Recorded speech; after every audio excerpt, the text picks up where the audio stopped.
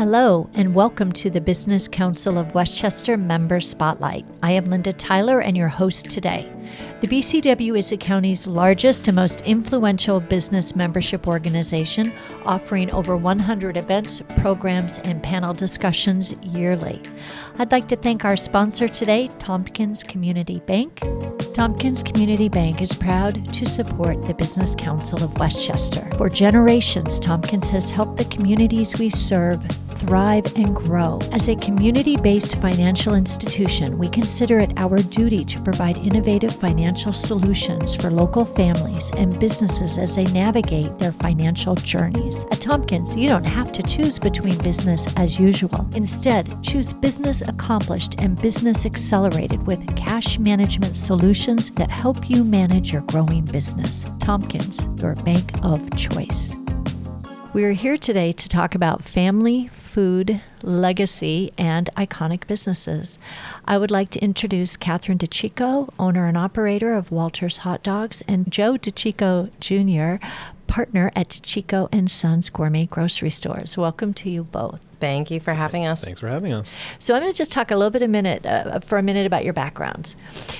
Katharine is a fourth-generation owner and operator. She joined her 107-year-old award-winning, iconic, and world-famous business, Walter's Hot Dogs, in 2017. And Walter's was also founded in 1919. Previously, she was working at a hospitality public relations firm, Bullfrog & Baum, where Katharine specialized in food and beverage clients nationwide, including hotels, chefs, and restaurants. Alongside her brother Gene, sister Christine, and mother Christine, she became a part of this generation's carrying forward their family business and legacy. Walter's Hot Dogs was voted #1 hot dog in the country in 2001. Wow. That's all I can say. Wow. Mm-hmm. And I've sampled your hot dogs and your sauces many times. They're amazing. We'll talk more about that in a minute. Joe, I want to talk about you for a moment. You were born and raised in Rockland County, and you graduated from Fordham University with a BA in accounting in 2007. 1 year earlier, alongside your cousins Chris and John, you opened up the second generation of DeCic & Sons location in Ardsley, New York. You're now expanding to 12 locations this year, which we'll also talk about a little bit more. 2 more, Glenville and Scarsdale. Joe and I were talking, I'm very excited because I live 8 minutes away from Glenville, and I cannot wait, Greenwich, Connecticut, to be able to shop there weekly because I've been to Chico's many, many times over the years. I'm a very loyal customer, but I love that you are 8 minutes from my backyard in Rybrook, New York, so I'm very excited about that. Why don't you tell us both in your own words a little bit about Walter's and DeCic's, about this both of them, generational food businesses. Yeah. So Walter's Hot Dogs, Walter was my great-grandfather. And then my grandfather, Gene, Walter's son, he ran it for about 65 years. Wow. Well into his 90s, and it's this iconic place. For us, it's just like so nostalgic, and the customers that come there are generational. So like our family, we're in our 4th generation. All of our customers are now in their 4th, 5th, 6th generations, and it's just all about family and just really good hospitality, consistent food, and really great, service. And experience too, right? I think about your kids. It's a Saturday afternoon, and you want to go out with your kids for a little bit and have a nice lunch, and then go to a park, and it's just part of that whole experience. Correct? Yeah, absolutely. It's an experience. You only get when you go there. You see the pagoda, and you taste that hot dog that maybe you had, however long ago, and you're passing it on to your family as well. We're really family oriented. And that's, really our biggest draw is families and just generations of customers, grandparents coming with their kids. And it's a really special thing for us to see. It's experience. Yeah. Absolutely. Joe? Yeah. So I guess the story kind of starts, the DeCic family they immigrated from Calabria, Italy in 1957, I believe. And they settled in the West Broadway in New York City. And over time, the brothers in the family, they were young. My dad was 7 at the time, I think, when he came over, and they were all young boys, teenagers. And they worked food stalls, they worked meat shops, they worked in delis up and through high school and into college. And then fast forward 1973 was the first like official DeCicos, and it was the three brothers at the time, so my father and two uncles. So 53 years. 50, yes. So like a young startup compared to Walters, I guess you could say. Oh, wow. Wow. But fast forward again, just 2006, as you kind of mentioned, is when my two cousins and I, we started basically our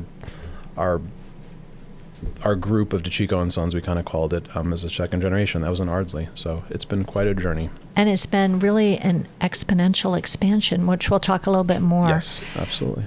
Because as business owners, there, as you know, a lot of thought and planning goes into scaling and expanding. So we'll share that with our listeners. Because you are both multi-generational and renowned family-owned businesses, let's share what you think your founders and what motivated them to open a business, and what do you think was the secret of their early successes? Yeah, I mean, for us, it really was like a true kind of immigrant story. They were hardworking.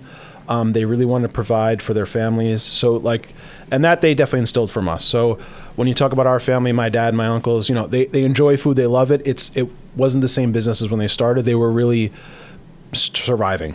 So it was that, they were driving to the meat market and the fish market and the produce market and pick it up, bring it back. And it was really to provide a better life for, again, their families and then and in turn us. So it was a very true immigrant story from their perspective. Absolutely.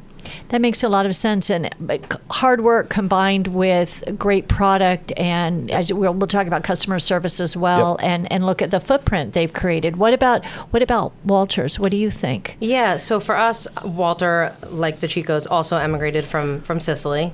And when he came here, he started this business. First, it was a roadside stand, and then he, built the pagoda as it is today. And, he really wanted to have something like unique and something that stood out, and that's why he built this iconic roadside pagoda. Which to this day, we asked our grandfather why did he build that pagoda, and he said he wasn't, he never really asked him, but he knew that he wanted something special and something that really stood out. So at the time, for him to do that, to buy property, especially as an Italian immigrant, was really hard for him.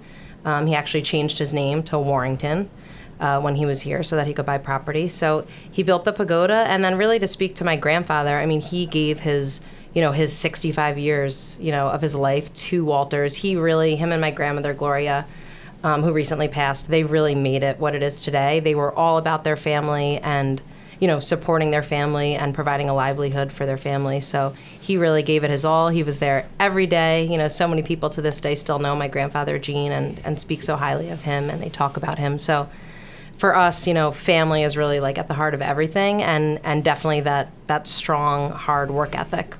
So let's talk about that family, two iconic family-owned businesses, and the two in related industries, right? Food, customer service, hospitality, and the two of you meet and fall in love and get married. I love this story. Can we talk about this a little bit? It's a very unique love story. Yeah, I could start off. So, and as we were just reminiscing, so we opened our Larchmont location. It was December of 2015, and throughout construction. And if anybody knows, the original Walters, the stand is in Mamaroneck, New York, not far from our Larchmont location. So, a lot of the guys working the store helped during construction and during setup. They would stop for hot dogs on the way to the store. And one of the guys who I work with was like, hey man, they have this mustard. It's a local product.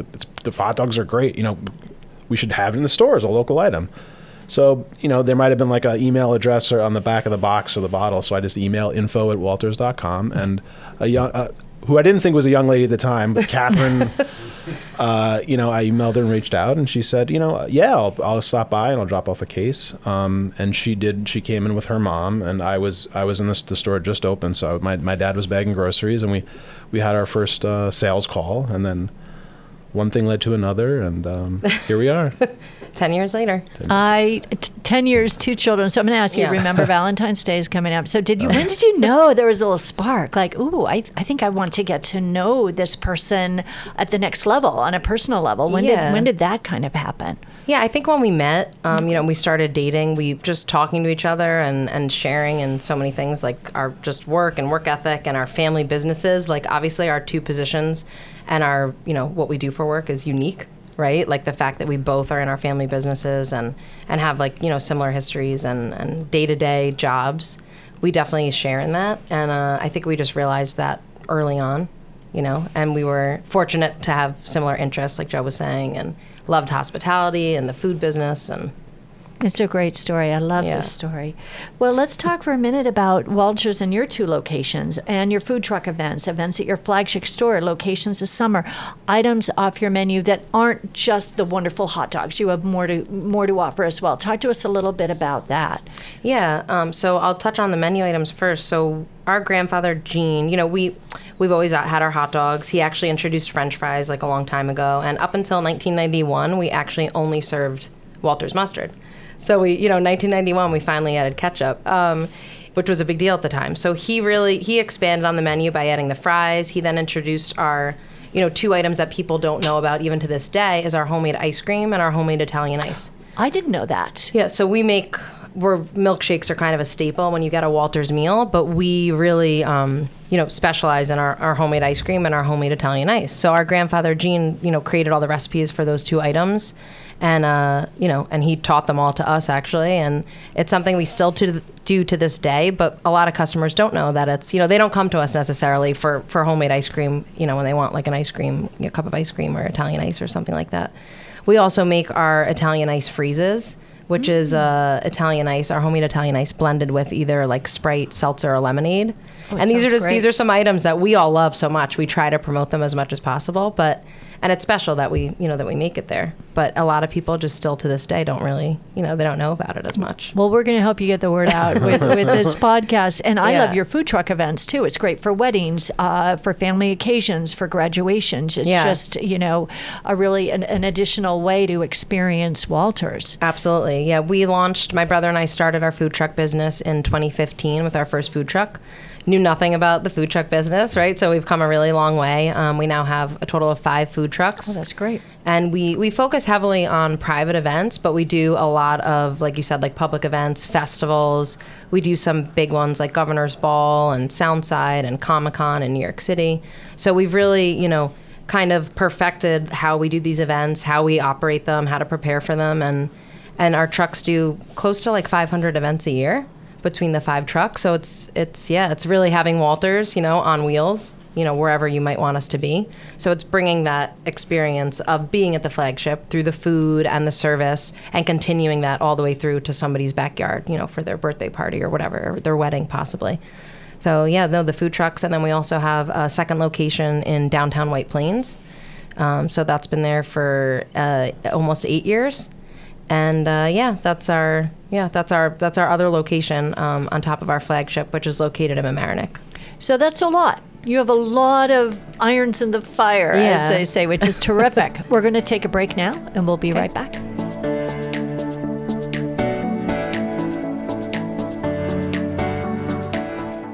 Tompkins Community Bank is proud to support the Business Council of Westchester. For generations, Tompkins has helped the communities we serve thrive and grow. As a community-based financial institution, we consider it our duty to provide innovative financial solutions for local families and businesses as they navigate their financial journeys. At Tompkins, you don't have to choose between business as usual. Instead, choose business accomplished and business accelerated with cash management solutions that help you manage your growing business. Tompkins, your bank of choice. Welcome back to the Business Council of Westchester Members Spotlight podcast. I'm here with Katharine DeCic and Joe DeCic, and we're talking about family-owned businesses, iconic businesses, and what it takes to keep a multi-generational business growing and thriving. Joe, DeCic's is opening up 2 additional locations this summer, Greenwich, Connecticut, and Scarsdale, New York. Expansion is both exciting and scary. What factors do you consider when you are making these scaling decisions? Yeah, absolutely. So, I mean, it's funny. So we spoke 2006, we opened ours, so we're going on 20 years. And I remember the first store the night before having, it was that feeling of, oh my God, is anyone going to show up? Which is something crazy to think of. So like now, I got to say that fear, at least of that, of yes, there's a good chance we'll have people coming shopping the next day. So new locations, I mean, for us, and it's similar for most kind of food adjacent businesses, but I mean demographics is the big thing. We're a specialized food retailer. We have more of like a high-end educated kind of consumer, and we're looking at just different kind of demographics, income levels, and then two, just competition in the area, driving times, population density. So there's some like numerical things we're looking at, but it's at this point we kind of have our formula down. That makes sense, and there is a business model, right? You have to consider so many things that are a little bit of strategic thinking and then practicality combined. So when did the two of you know, wow, this isn't just an amazing, for each of you, family-owned business, but it's really iconic. Like you've done something that is multi-generational and so well known throughout this part of the tri-state area. When did that kind of moment flicker in your mind that this is something pretty incredible?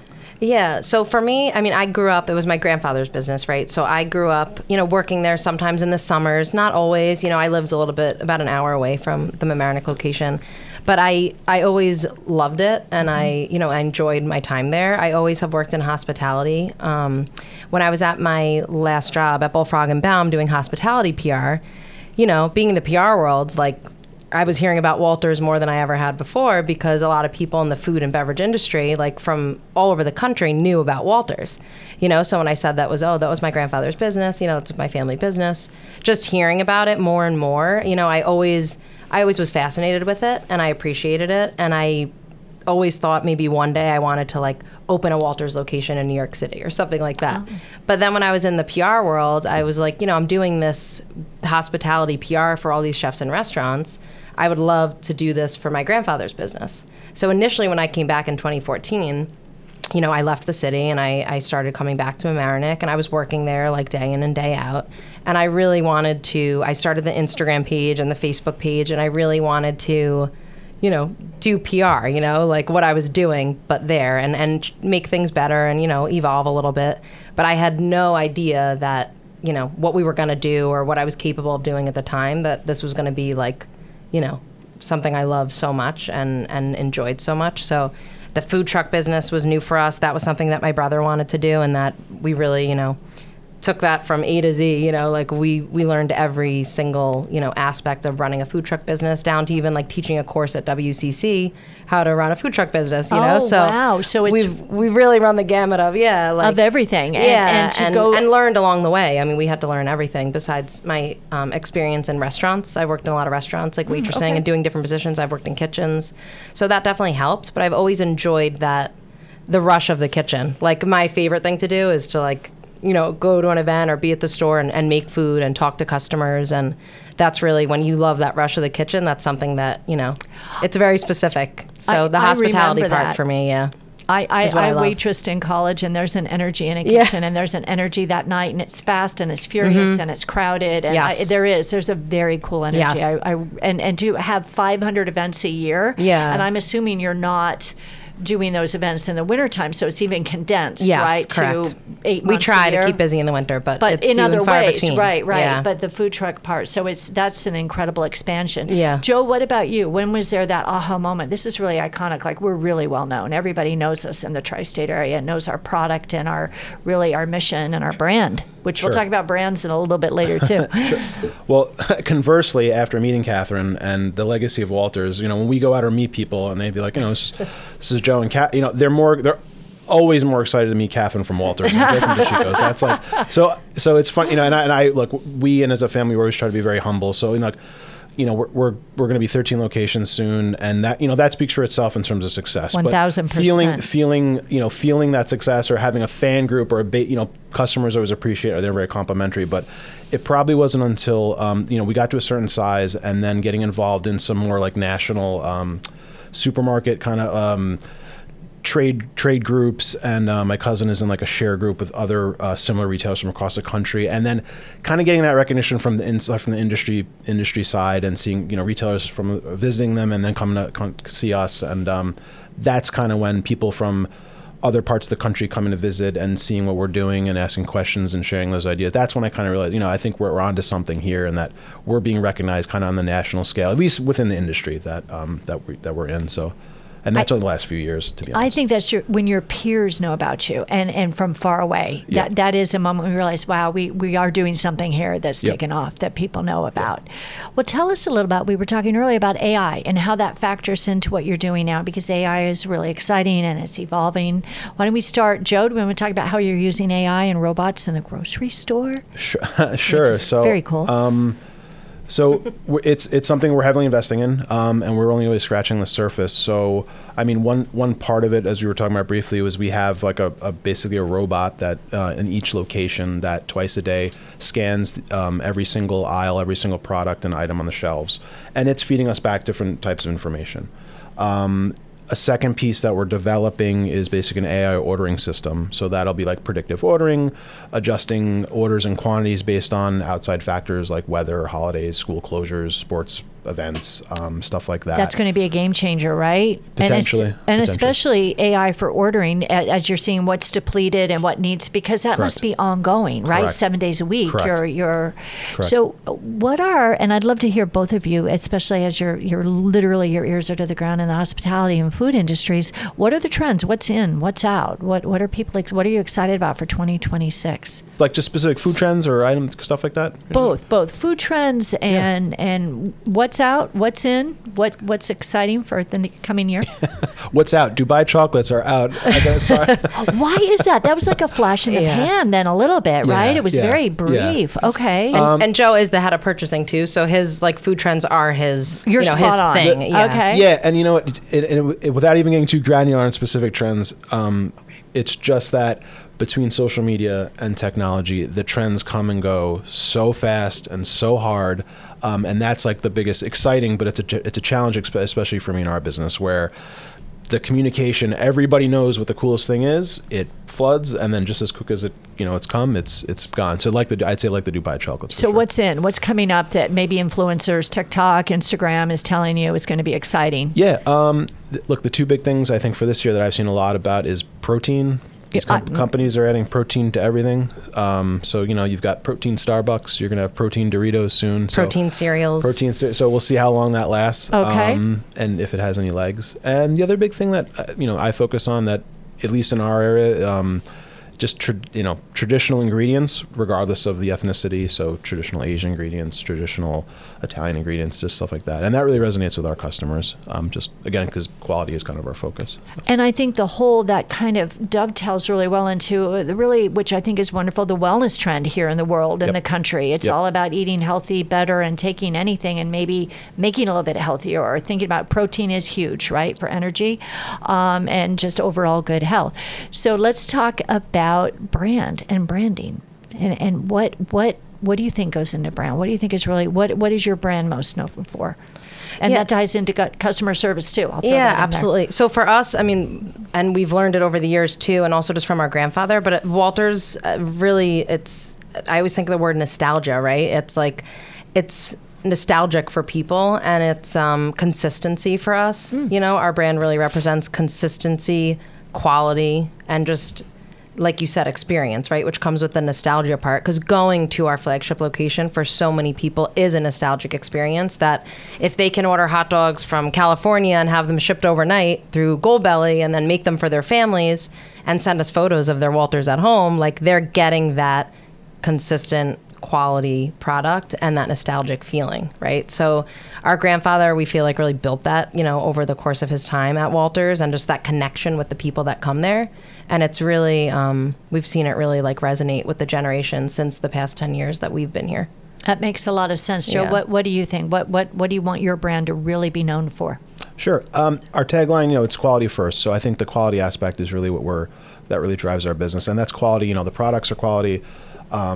The customer service we're hoping is quality. The structures that we're building, and the aesthetic of our operation, we hope is people recognize as quality. So that's, for us, that's the big driving force, I think. And I'm a very loyal customer of both, so I cannot shout it out enough how wonderful Walters and DeCic's is. And talking about quality, I'm also going to say there's a vast selection at DeCic's too. And Walters, I don't know how you do it. I know you're not going to tell me. I wish you would. But just the taste. It's just spectacular. Yeah, The hot dogs, thank the you. sauce, it's just, I know there's something that goes into it, and you're not going to tell me, but Yeah. it's just a delicious, amazing experience. Yeah. Well, I want to thank you both for being here today. I think we've learned a lot, and it's what you're doing from generation to generation is very exciting. And I can just imagine your families and your siblings and cousins' families. That's going to be the next generation coming up in 10 or 20 years. So it's really, truly exciting. And thank you both for being here.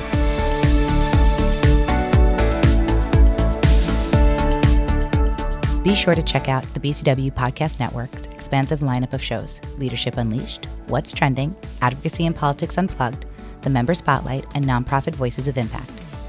The Business Council of Westchester is the county's largest business membership organization focusing on economic development and advocacy. With over 1,100 members, it is our mission to work for the profitability of our members and the prosperity of the Westchester community. To learn more about the Business Council of Westchester, please go to thebcw.org.